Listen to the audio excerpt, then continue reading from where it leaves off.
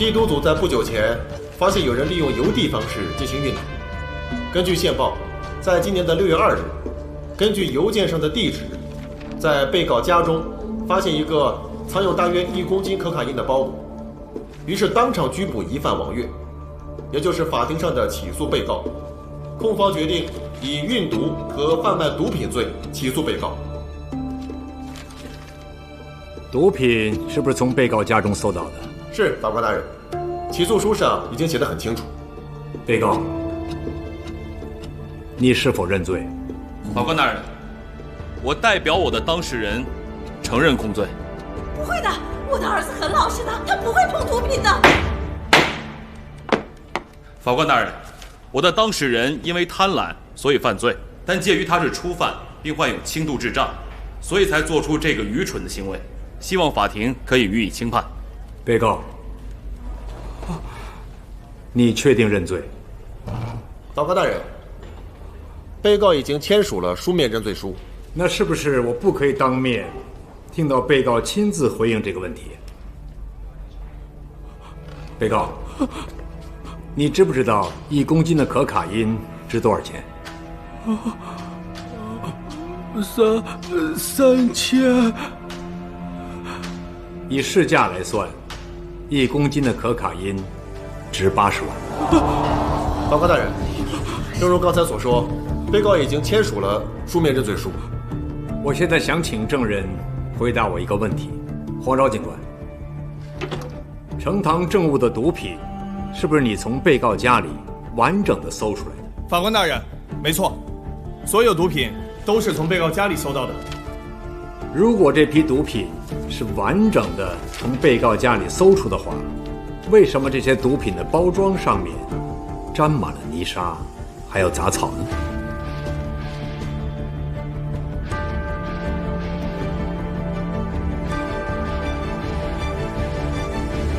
被告，我现在问你一些问题，你想清楚再回答我。当天那个包裹是不是你亲自签收的？你家的地址有没有被其他人使用？警察拘捕你的时候，你是在自己家里，还是在外面呢？他们跟我说，他们跟你说什么都不重要。在法庭上面，我只需要听真话，也只有真话，才可以帮到人。对呀，说真话。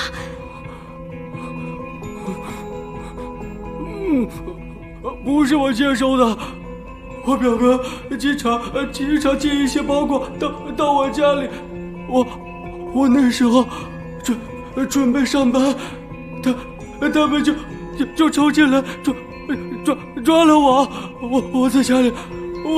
被告，我再问你一次，你是不是确定承认你的控罪？我没有贩毒，我没有贩毒，我没有贩毒，我没有贩毒，我没有贩毒，我没有贩毒。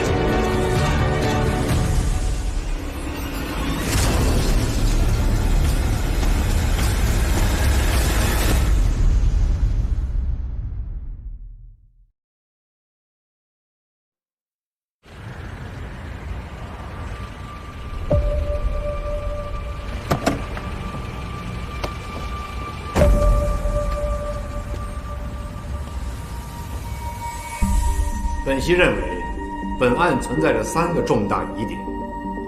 第一，包裹不是被告人亲自签收。第二，毒品也不是在被告家里找到，否则毒品包装上面不会残留这么多杂草和泥沙。第三，被告根本不知道毒品的价值，而他的银行账户里也没有发现大额存款。至于被告为什么承认一些他自己没做过的事，很明显大家看到，无论他的智商还是他的学历，都在大家之下，但他有最可贵的本性，就是诚实。法官大人，我也是根据警方的证据和认罪的口供才提出起诉的。法官大人，我一开始接到这个案子的时候收到的指令，就是帮当事人认罪和求情。鉴于起诉的内容与事实不符，也基于合理的疑点，利益归于被告，本席宣判被告王月无罪，当庭释放。多谢，多谢。没事了，没事了，没事了，没事了，儿子，没事了，没事了，谢谢法官，谢谢法官。黄警官，什么事啊，法官大人？当警察多久？13年了。我想你回去想一想，当天你穿着制服毕业的时候所做出的誓言，别因为时间久了就忘记了初衷。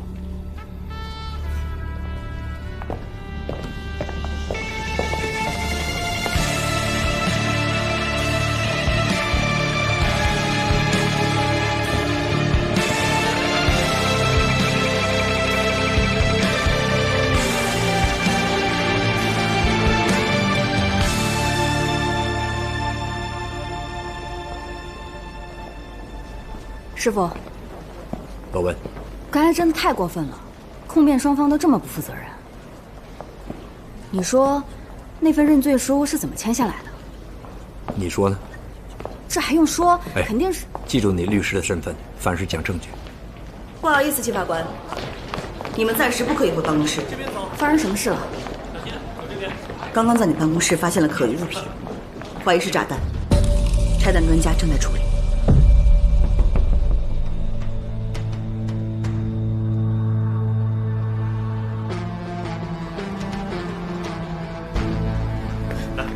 那辛苦你们了。你一点都不意外？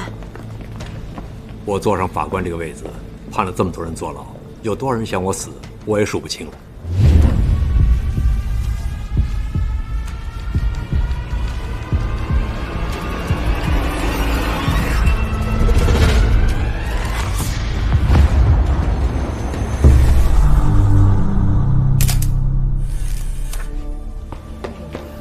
Madam， 是假的。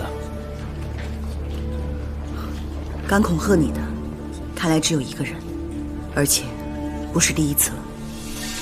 备受社会关注的韩奎龙严重伤人意图谋杀案件即将开审。韩奎龙乃韩氏集团创始人。20年前，他参与虎岩木棚区重建，之后在该区经营地产和赌金生意而发迹。曾有传言称，韩奎龙幕后操控犯罪集团，在合法的赌厅业务背后赚取非法利益，并参与高利贷、勒索保护费及贩毒等犯罪活动。韩奎龙更被怀疑策划多宗袭击政府公职人员的严重案件，但最后都因各种原因而脱罪。今日，他再次因犯下刑事罪行而被起诉。案件由以公正无私著称的法官秦玉主审。鉴于韩奎龙这次被捕的第2天，原本负责本案的外籍检控官和他太太被杀手袭击受伤，所以秦法官自从开始审理韩奎龙案件后，一直在警方的严密保护下，直到今日开庭才公开露面。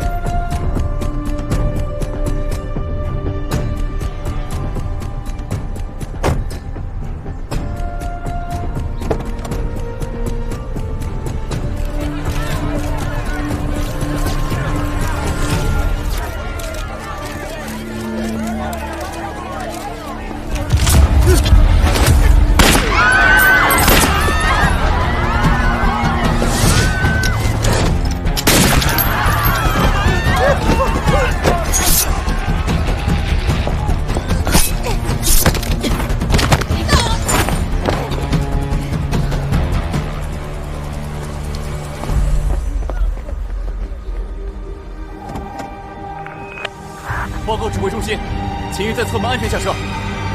韩奎龙一案到底能否入罪？好港的法治和秩序又能否得以捍卫？我们拭目以待。被告韩奎龙现以严重伤人及意图谋杀罪进行起诉。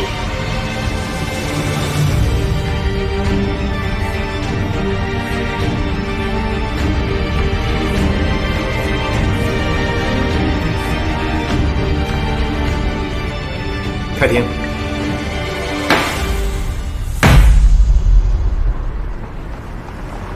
虽然没有确凿的证据，但我怀疑是韩奎龙做的。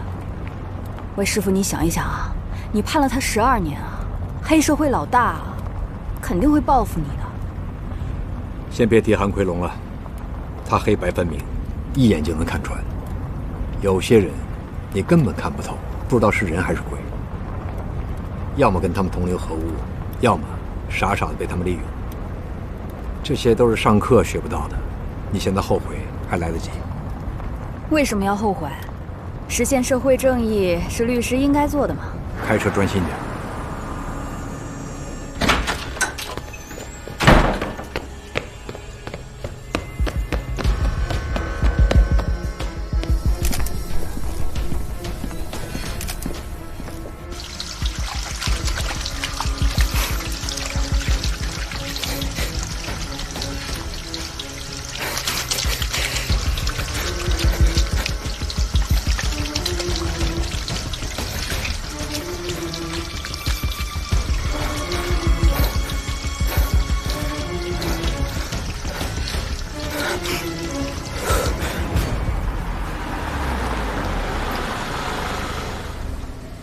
好了，谢谢。哎，对了，师傅，我打听到是谁跟你竞争法院院长的位置了？随便吧，管他谁。是那个卢法官啊。不过他真的很狡猾。有一次我去听审，看见他引用司法程序错误逼走检控官，还撤销了对被告的控罪呢。其实我参选就是不希望妥协文化影响了法治精神。法院院长这个职位对品格有更高标准的要求，我相信没有人能比得上我们最公正无私的秦玉法官。小心开车。师傅，拜拜。拜拜。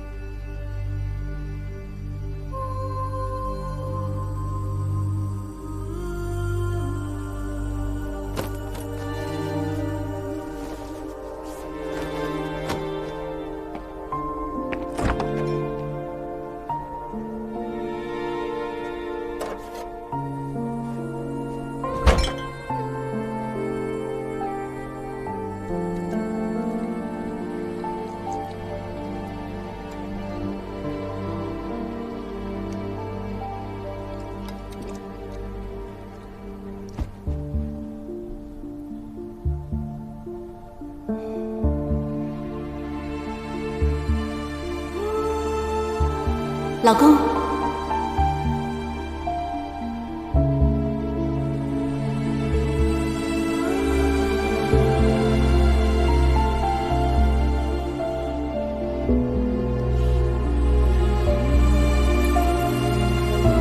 找到了。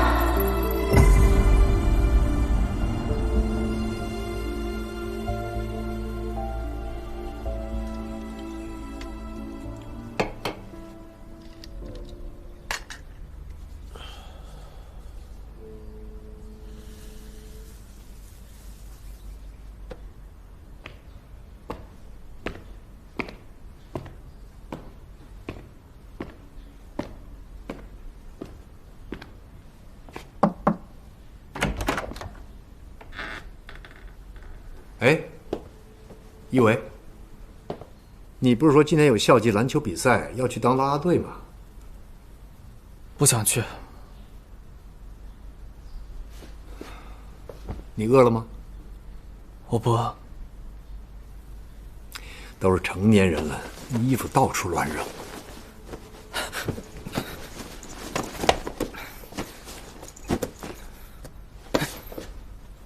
为什么鞋底会有血迹啊？你受伤了？伤哪儿了？不是我的鞋。那是谁的？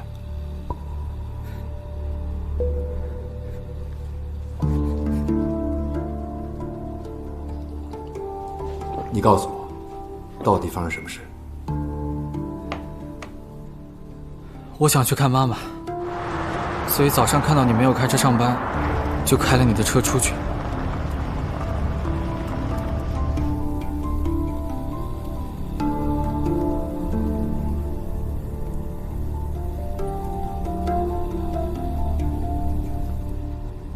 你才刚拿驾照，就开车出去？不是说好了我先陪你熟悉一下吗？怎么就……喂，你撞到人了，那些血是伤者的。我没看到那辆摩托车，我当时在最左边的慢车道，我的注意力全放在右边，没想到那辆摩托车会突然从左边超车。就是你撞到了摩托车，然后怎么样了？然后我跑下车看他，之后怎么样？我很害怕，然后哮喘发作。我问你，撞到伤者他怎么样了？不知道。他没站起来？我不知道。他是不是死了？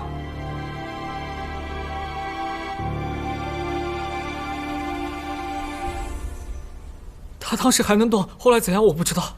对不起，完全是个意外。也就是你开车撞到了摩托车，然后你没有管他，把他扔在街上，之后你自己跑了。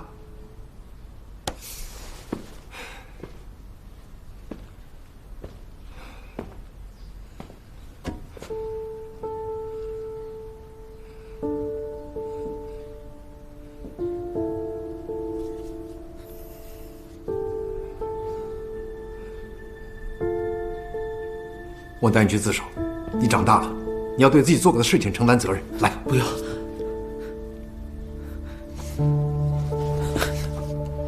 不要报警。OK， 你先听我说，如果你现在去自首，你是实习驾照，你又有哮喘，加上你家里最近发生的事，你是说妈妈的事？这是一个很好的理由。况且你没有案底，法官有可能轻判的。如果你等警察上门抓你的话，你连这个机会都没有了。那我是不是要坐牢啊？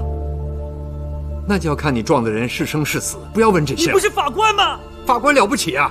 法官是不是就能撞死人呢？现在是你肇事逃逸。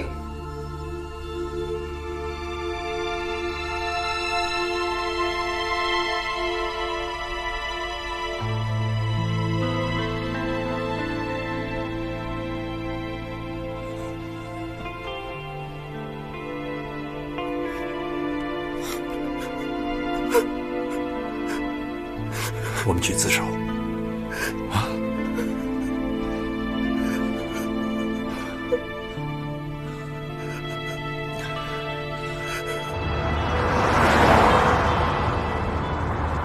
记住，一会儿不要多嘴，但你要说事实。人家没有问的，你就不要主动陈述。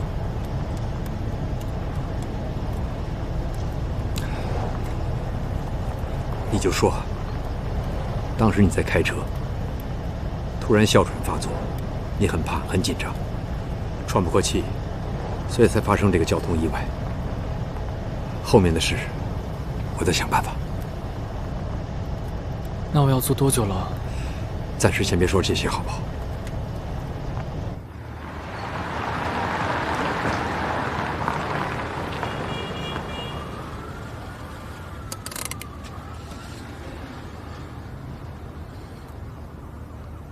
不用怕儿子，在法理上你虽然有错，但情有可原。我先进去跟他们说一声，你在车上等我，自己冷静一下啊，不要怕。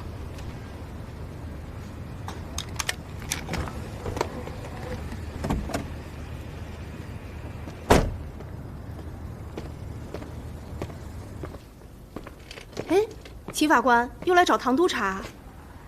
对。他在2楼。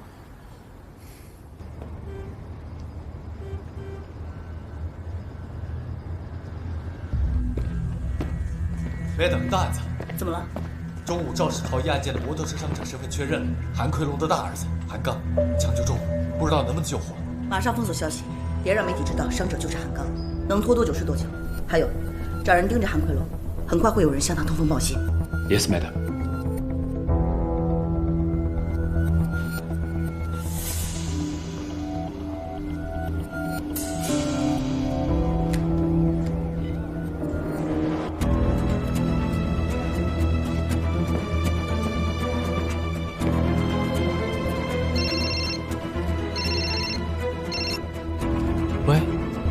喂，马上开车离开警署，在附近等我。啊！你尽量不要被人发现。啊！钱法官。你找我啊？一会儿打给你。我。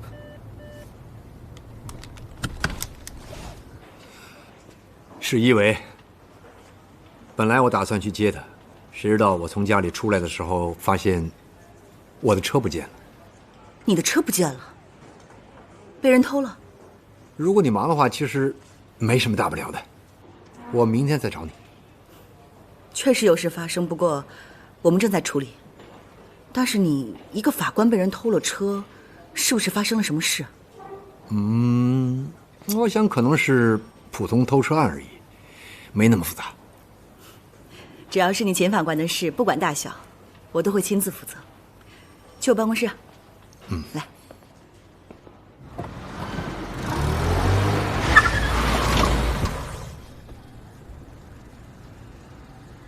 这里不能停车，是警车专用位。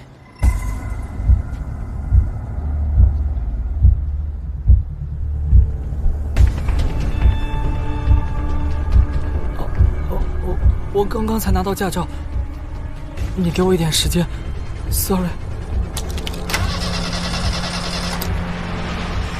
怎么不贴实习标志？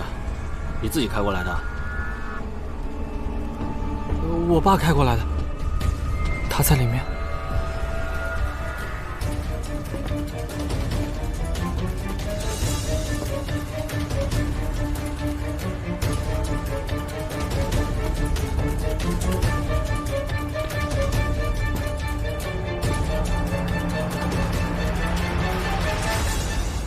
今天是在什么情况下发现车被偷了？大概早上10点左右，我走出门口。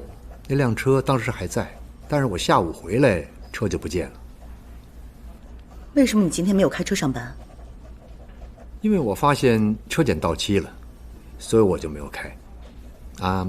回来的时候也是周洛文送我回来的，就是今天在法院你看到在我身边那位。是他，怀疑爆炸案。今天几个大案子搞得我头都晕了。是吗？什么事？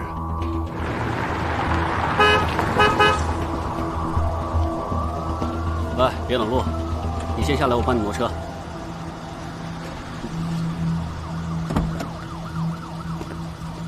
记得跟你爸说，新手一定要贴实习标志，不然你一个人不能开车的，明白吗？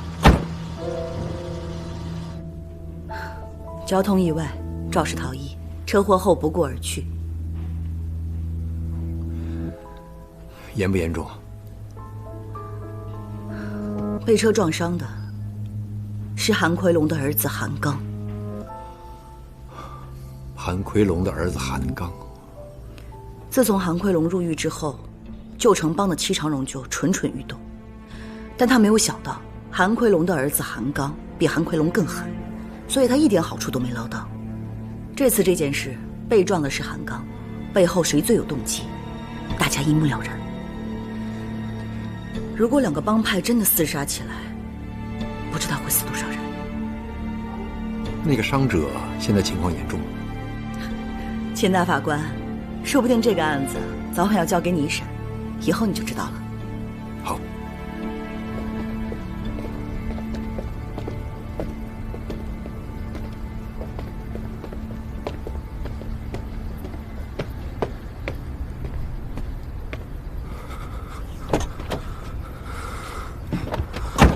不是叫你离开警署吗？怎么还在这儿？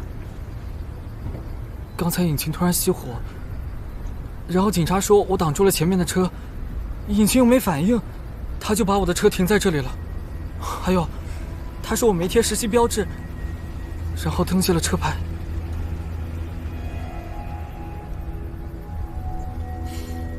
谁呀？刚才从你旁边经过的那个人。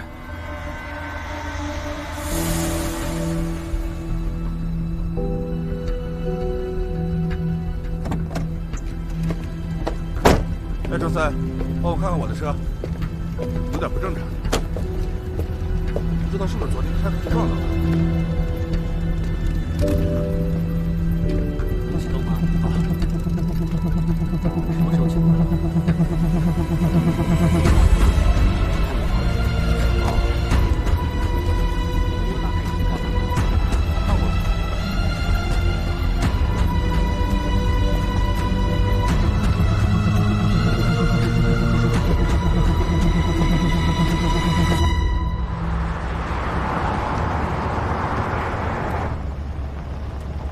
不是要自首吗？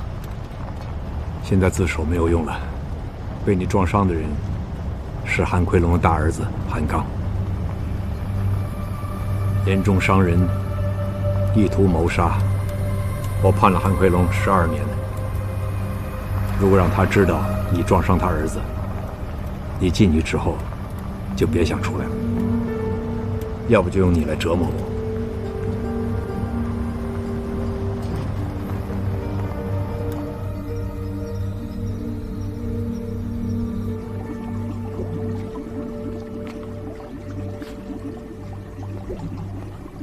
龙哥，什么事？有个坏消息。讲。你的儿子韩刚被车撞伤，正在医院抢救。生还是死？情况危急，已经找了最好的医生。我问你是生还是死？要等他做完手术才知道。谁干的？暂时不知道，凶手逃走了。我要见我儿子。龙哥，这个恐怕有点难。你知道要怎么？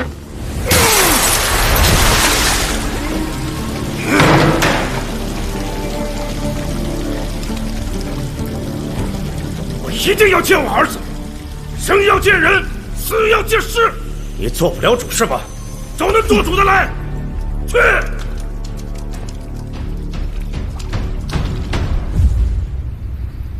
今天早上大概10点左右，你照常坐巴士去学校，但是你突然发现你哮喘发作，于是你在公园那站下车。你休息一会儿，并没有好转，所以你没有去学校，你回家了。你回家的时候，大概12点左右，发现车已经不在了。你以为我开走了，所以没有在意，其实是因为车没有做年检，我叫了法院的车来接我。直到下午我回来的时候，才发现车不见了。记住我说的每一句话。你定性的。一会儿我出门之后，不要跟任何人接触，知道吗？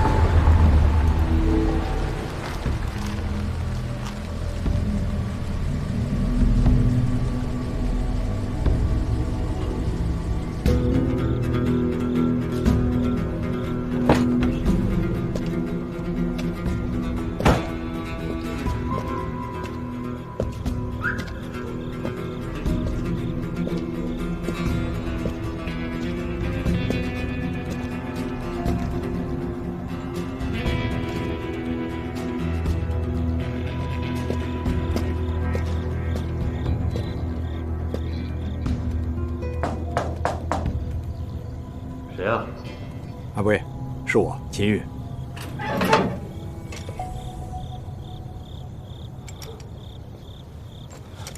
我没想到是你。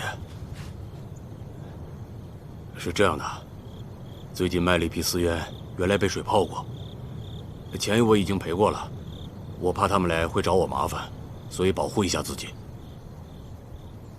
你找我有事啊？是，我有件事想你帮忙，不知道能不能尽快帮我把车处理掉。尽快处理掉？是我理解那种。自从把韩奎龙判刑之后，总遇到麻烦。车是谁的？因为有些事我不方便出面，所以才找你帮忙，可以吗？好，我会帮你处理好。OK。哎，你好。秦法官找我聊几句，没事的。进来聊吧，到处都是戚长荣的人，很碍眼。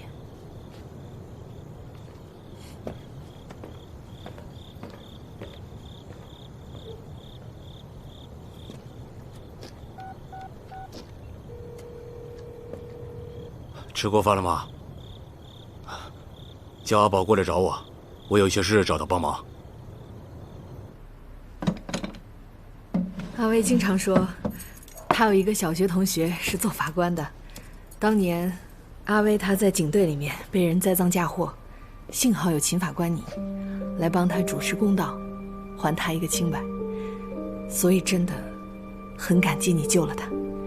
其实当年的案子，是因为证据不足而已。我早就说过，他不是因为我们是老同学才帮我的，他只是不想坏了他秦法官从不枉判的名声而已。哪有人这么说话的？虽然阿威最后还是被警队革职，外面黑白两道有针对他，很难谋生。不管怎么样，我很感恩我们一家人能在一起。一家人能够在一起是很重要的。妈妈要睡觉了。哦，好好好，我们睡觉。那好吧，你们慢慢聊。来，好，睡觉。早点睡啊。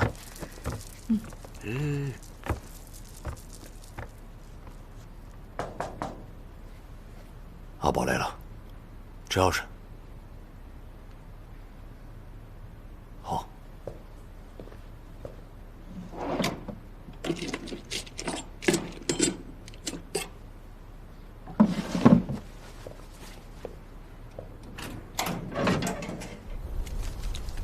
舅舅，你老妈有没有唠叨你啊？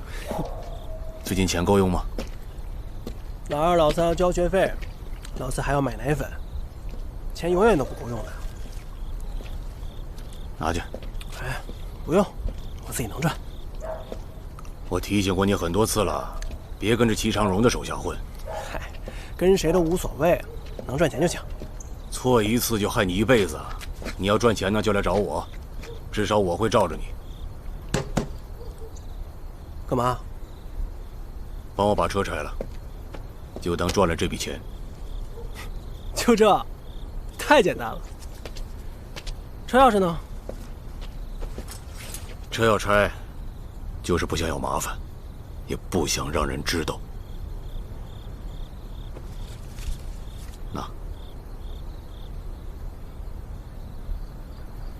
行，舅舅你说了算。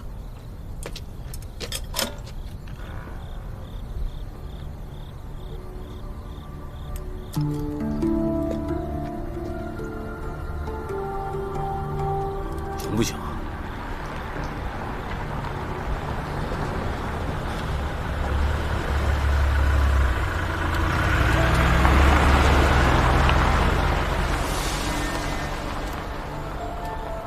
喂，你行不行啊？开了。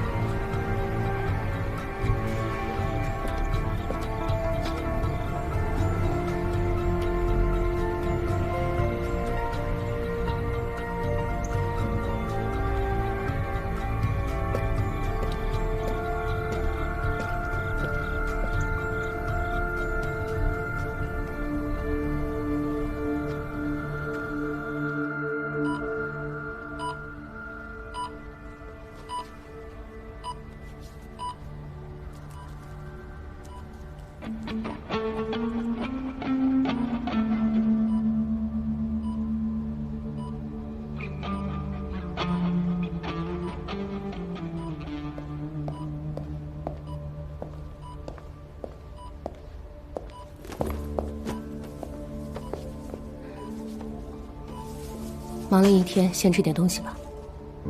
老爸知道了吗？罗强去通知龙哥，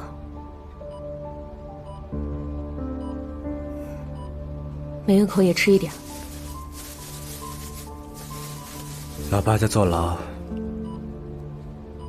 家里的生意全靠大哥在管理，结果出了这种事，老爸肯定头疼了。如果出事的人是我，可能会简单一些。你胡说什么？你们两个都是龙哥的儿子，谁出事他都不想的。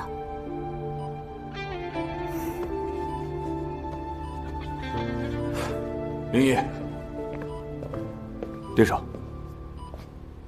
刚少怎么样？做了手术，但情况并不乐观。我爸怎么说？龙爷说，把好岗翻个遍，也要找到那个家伙。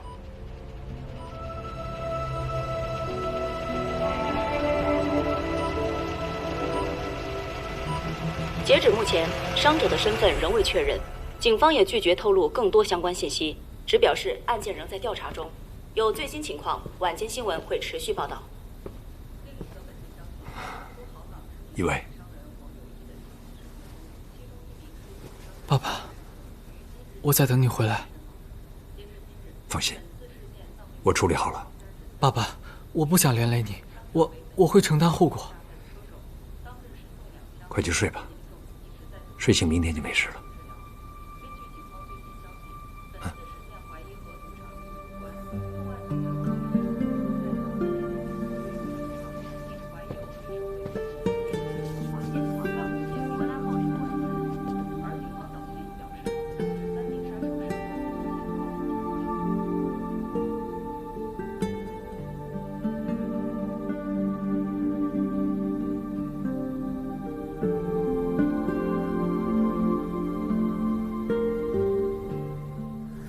就是这里。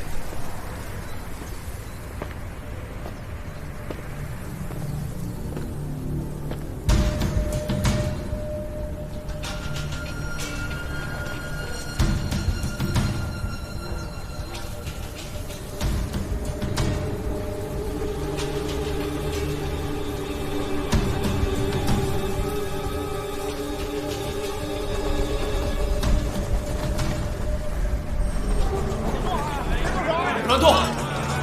哎，这里交给我。别乱动！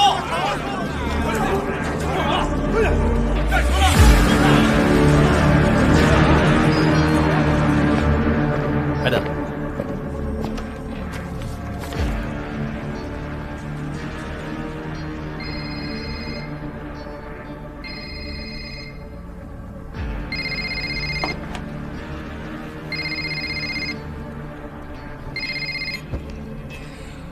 喂，早，秦法官，没吵醒你吧？没关系，请说。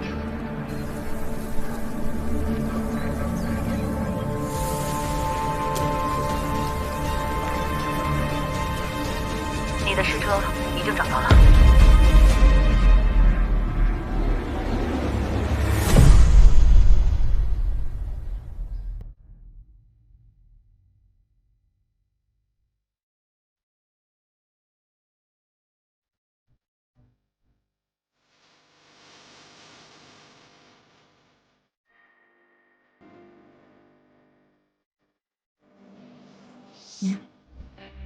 我是一，就如烈火燒光每個可能過，我如你去追問，心跌痕在心，沒隨意火再新眼光，不知火燒翻過如一，捱沒對錯，隔不遠。心難被煙花，留陣光與暗，察覺相近。這台是非想被兩線質問，是誰斷情不於正義，而遺憾得諷刺，自問自答參不透眼。望着平靜人言，但我是你的，退到腳邊失認正注視，為何在沉默不可以回頭剎不住，落入命理空空及詫異。漫長路建立好日子暗知，盼望內心在淌血，自答參不透眼視，望着明年，但我是你的，退到腳邊失認正注視，為何在沉默不可以回頭剎不住，落入命理空及詫異。漫長路建立好日子暗知，盼望內心在淌血。